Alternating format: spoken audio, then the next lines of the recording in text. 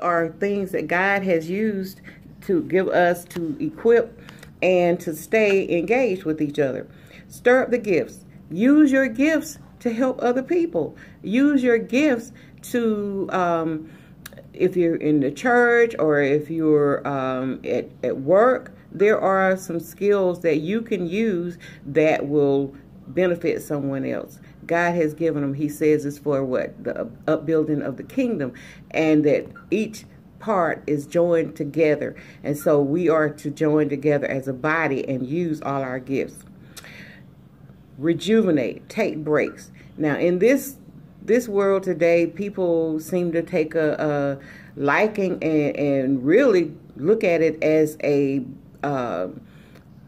positive something, as a strength, to be overly exerted, overly tired, overworked. You know, we want to take our overly filled schedules and use those as some kind of benefit. You know, it's like, oh, I am just so busy, busy, busy. No, that means you need to back it up and get some balance in your life a lot of times, because being overly extended and overly stressed is not necessarily a good thing. So back up, rejuvenate. I call them staycations. Take some staycations, some weekend breaks, weekend trips, short trips that you can take and just go around and get your mind free. Get away, get a change of scenery, get a change of pace, get a change of perspective, and get out and do some different things. Re-engage in some hobbies that you had, because a lot of times we totally stop doing the things that we enjoy. We get so busy that we don't really do the things that we really, really enjoy doing. And so this is another thing that we need to do. Stop what you're doing from time to time. Take a break. Even at home, if you're house cleaning and you're going at it 90 to nothing, take a break. Take a break. Walk around the house. Come in. Refocus, refuel. Do some things that's going to change your whole pace and what you're doing. Talk about your feelings. It is not a sign of weakness to be able to talk to someone. It's not a sign of weakness. You need to be able to talk to someone. You need to have a support system. You know, Jesus had his 12 disciples, and even when he went up to pray, he took some up there to help him, even though they couldn't hang, you know, because he kept saying, can't you just stay woke a little while with me? And I'm sure that's how we feel sometimes about some of our friends and some of our people in our support system. But talk to your feelings. Talk about your feelings. Even journaling helps. You know, get you a journal. Writing a journal. Write what you're going through. Some people do it through poems. I like to do it through doing mind maps or doing lists. I will do a vision board. All kinds of things that will help me get my feelings out and get out what I'm going through and I'm experiencing. And so those are other things that we can do. Keep yourself hydrated. Your body is mainly water. And so if your mind is not, and your body is not hydrated, it's going to be hard to think. A lot of times, you know, we're foggy minded, you know, you don't seem to be able to think clearly.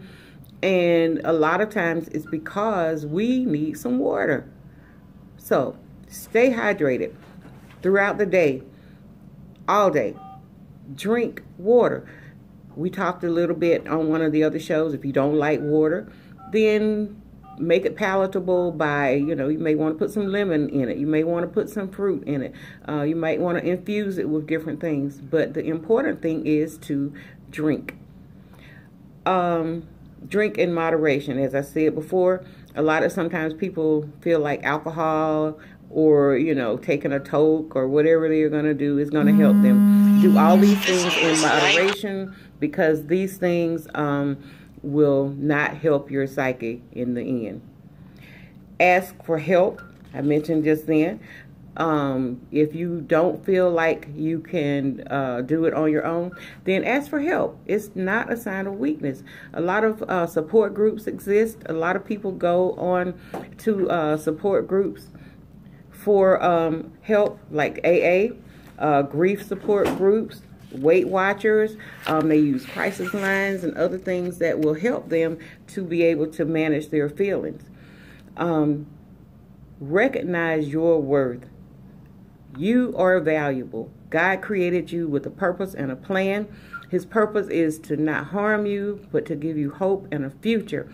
And those future plans do not include harming you, having you stressed out, having you where you can't function. And so his plan is to prosper us.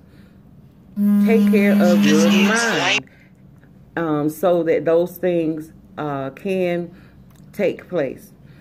And the last thing I would say is there are several others, and we may talk a little bit more in some subsequent shows about some of the other things, but recognize that you are valuable. God has created you with value. He has created you with purpose that nobody else can be you but you. So be the best you that you can be. Renew your mind. Keep your mind healthy, as well as keeping your body healthy. And God will honor that.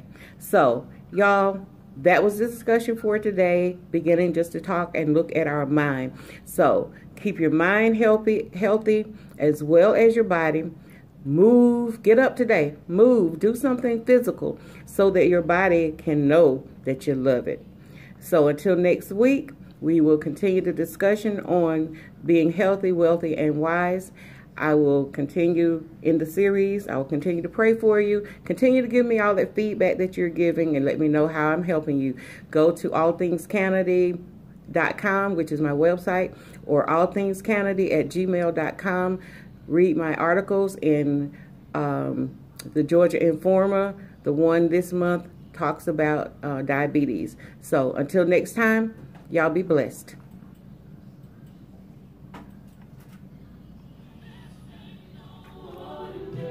Thank you for experiencing the wisdom of life, hope, and all things Canady with his life-building attitudes and thinking from the perspective of timeless wisdom. Remember that you are valuable. You have purpose, and God has a plan for your life. Feel free to connect with me on Instagram and Facebook at All Things Canady. Email comments and prayer requests to allthingscanady@gmail.com. I look forward to our next time together.